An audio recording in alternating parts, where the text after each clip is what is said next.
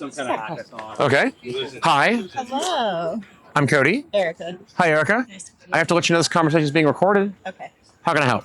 So, living in an apartment complex that's Okay. gated, pay for secure parking, vehicle stolen from behind the gate, Okay. along with several others. Wanted to break my lease but not pay them all the money for the GDP and all that stuff. Is it? And actually, a group of us were trying to, all of us that had our vehicle stolen, go against, like, let them know, like, hey, your gates are broken. Were their gates broken before the cars got stolen? Yes. Did they know that the gates were broken? Yes. Okay. Then, so here's the thing. Landlords don't owe a duty to occupants or tenants or people on their property to protect them from the criminal activities of third-party tortfeasors, right? What that's legal speak for what it means is like, I don't have to provide you security. I don't have to provide you gates. I'm not required to. Yeah. But if I do provide you those things, I have to make sure that they are in good and proper working order, right? Okay. Yeah. So if I sell you on the concept of security, I'm required to maintain that. If I say we have a security guard here and you move in based on that, right? I have to make sure there's a security guard there all the time. If I tell you you have secured parking, then I have to make sure that the gates are operating, right? Yes. If I don't do that, then I could be liable for your injuries or damages subsequent to my failure to maintain the property, right? Yeah. Now, that being said, these people over here aren't other people in your building, are they? No, they were. Oh, Yeah. Oh no. No. I was like, these No, those people are over my here. parents. Is your parents? Yeah. Great. Screw your neighbors. Collective bargaining is not going to work. You want to be lone wolf on your own, doing it by yourself, right? You're negotiating for you, not for them, Okay. right? You have 15 people coming into the office. They're going to give nobody a deal because they can't afford to have 15 tenants leave. They can, however, afford to let one person leave that's Yeah. being the loudest and the most likely to cause them problems. The squeaky wheel gets the grease, right?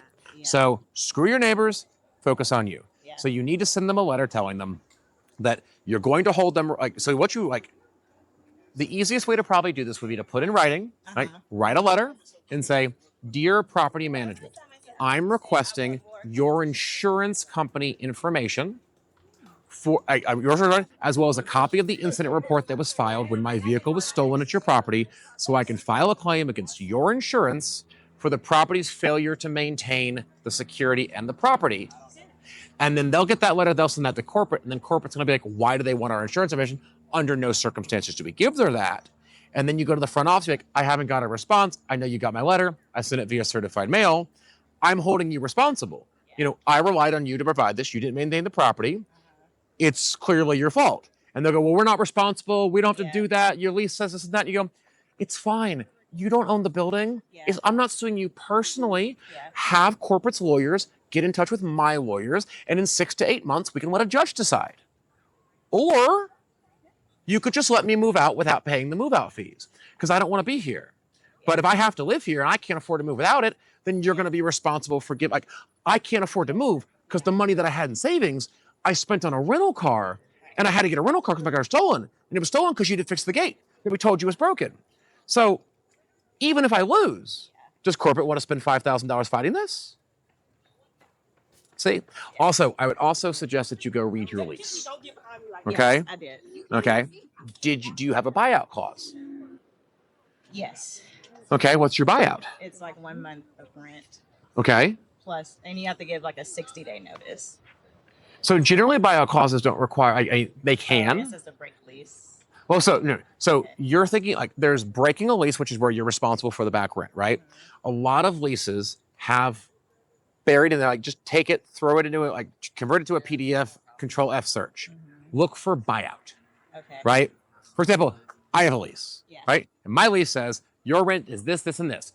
Under no circumstances will anybody be ever allowed out of this lease.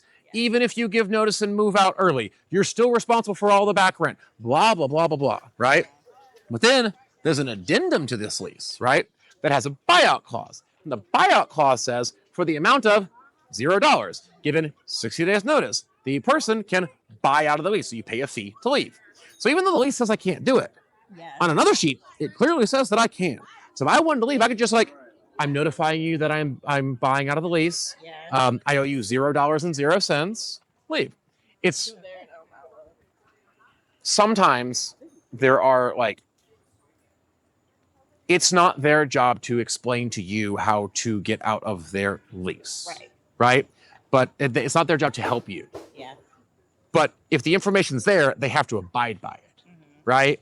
It's kind of like there's a very, very large